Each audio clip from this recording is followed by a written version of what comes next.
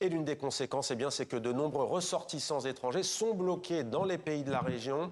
Avec nous pour en parler. Alors hier, nous parlions des ressortissants africains. Nous allons aujourd'hui nous pencher sur le sort des Français qui travaillent là-bas ou qui sont en vacances là-bas en tant que touristes.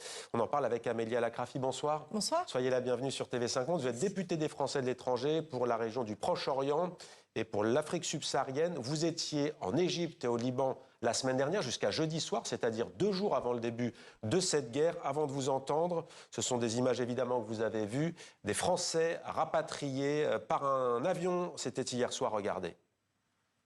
3 jours d'attente et 24 heures de périple pour rentrer à Paris. Le vol Air France 4190 en provenance d'Oman vient d'atterrir à Roissy.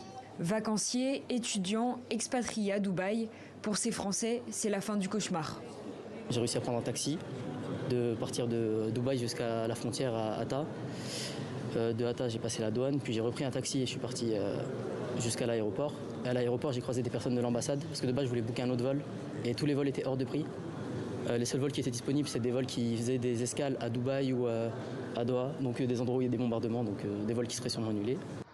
En 4 jours, 19 000 vols ont été annulés. Et la situation reste, ce mercredi encore, très perturbée. Alors, pour assurer les rapatriements de leurs ressortissants, les gouvernements et les compagnies aériennes s'organisent. Ça a été un processus complexe avec toujours des incertitudes parce qu'on est dans une situation très évolutive. C'est-à-dire que les espaces aériens ouvrent et referment et la situation change d'heure en heure. Mais là, on a quand même pu rapatrier beaucoup de familles avec enfants, beaucoup de personnes vulnérables et c'est un début. L'idée est de continuer évidemment. L'Espagne, l'Allemagne, la Roumanie, l'Italie, la Belgique et la République tchèque ont également commencé à rapatrier leurs ressortissants depuis différents points au Moyen-Orient. Arrivés dans la soirée d'hier à Madrid, ces passagères aussi se disent soulagés.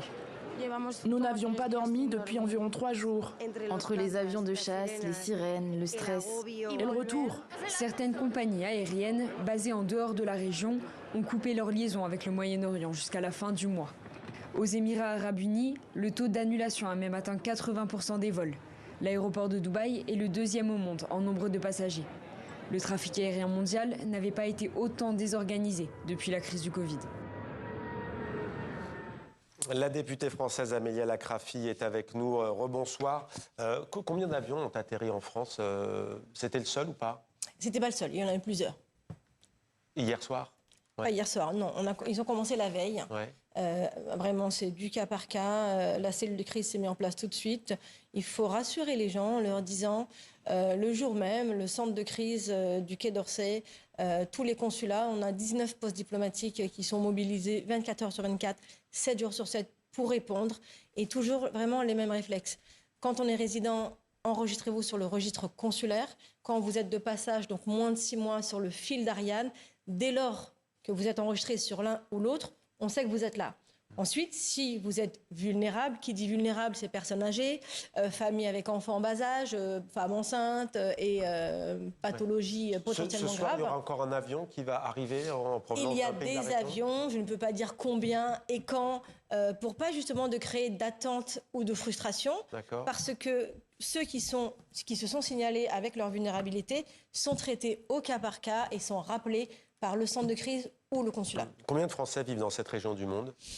On a 400 000 Français dans cette région du monde et plus précisément, si on regarde les Émirats arabes unis, on en a 30 000 enregistrés et 35 000 de passage. Quels sont les risques et quels conseils donneriez-vous à celles et ceux qui nous regardent et qui vivent dans cette région et qui regardent TV5 Monde? Vous venez de donner notamment ce que je viens de dire exactement, ouais. Et il faut le marteler. Vraiment, quand vous êtes dans la région, suivre les consignes de l'État, donc des Émirats arabes unis, exactement.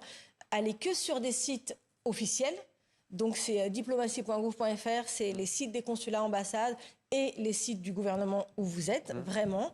C'est ne pas écouter tout ce qu'on dit, parce qu'il y a énormément de fausses informations. C'est régulièrement regarder donc, les sites pour vérifier s'il y a des évolutions. Dès lors que vous avez eu des billets d'avion annulés par les différentes compagnies, vous faire connaître auprès des compagnies pour dire que vous voulez évidemment partir. Les compagnies rappellent. Elles rappellent en fonction du nombre de places et elles rappellent en fonction de la date du billet qui a été annulé. Donc si mon billet est annulé le 3, je serai privilégiée pour le prochain vol. Ouais. Si mon billet est par exemple 11 ou 12 mars, je ne suis pas prioritaire sur un vol avant, je ne peux pas l'avoir avant. Donc les compagnies rappellent. C'est pas la peine de les rappeler, elles vous ont sur leur listing, elles vous rappellent. Donc les gens qui ont un billet d'avion, ayez confiance. Ceux qui ont une pathologie ou qui font partie des personnels vulnérables, écrivez, le centre de crise, le consulat, nous-mêmes, députés, élus locaux, nous répondons. Nous avons la chance d'avoir une jolie solidarité dans la région avec des élus locaux et des associations solidaires qui accompagnent nos compatriotes. Merci beaucoup Amélia Lacrafi, députée des Français de l'étranger, donc pour le Proche-Orient et pour l'Afrique subsaharienne. Merci d'avoir répondu à nos questions ce soir sur TV5 Monde. Et voici, comme chaque soir, nous le rappelons, le QR code qui renvoie vers les numéros d'urgence à contacter pour les ressortissants des pays francophones. N'hésitez pas à le scanner si vous êtes directement concerné ou si un de vos proches est concerné par cette situation de crise.